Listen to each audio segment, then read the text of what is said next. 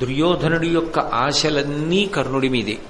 ఎందుకనంటే భీముడికి సంబంధించినంత వరకు దుర్యోధనుడి నమ్మకం ఏమిటి అంటే తాను ప్రతిఘటించగలను అని. అందుకే నిరంతరం భీముడి మీద విజయం సాధించడం కోసం అనితర సాధ్యమైనటువంటి రీతిలో పరిశ్రమ చేస్తూ ఉండేవాడు.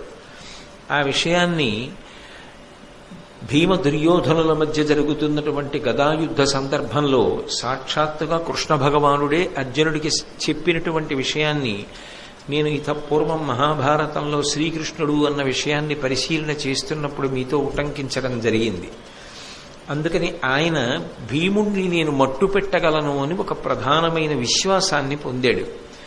కానీ అర్జునుడి విషయం దగ్గరికి వచ్చేటప్పటికీ అర్జునుణ్ణి మట్టు పెట్టగలిగినటువంటి గొప్ప యోధుడు తన వైపు ఒకడు ఉన్నాడు అన్న పరిపూర్ణమైన విశ్వాసము దుర్యోధనుడిలో లేదు.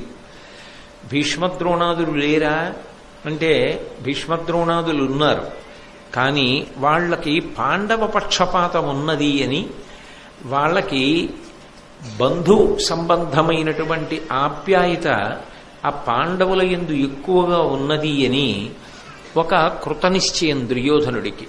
అందుకే ఆయన అర్జునుణ్ణి సంహరించగలిగినటువంటి వీరుడు ఎవరైనా లభిస్తాడా, అలా లభించినట్లయితే నేను పాండవుల్ని మట్టు పెట్టడం చాలా తేలికవుతుంది.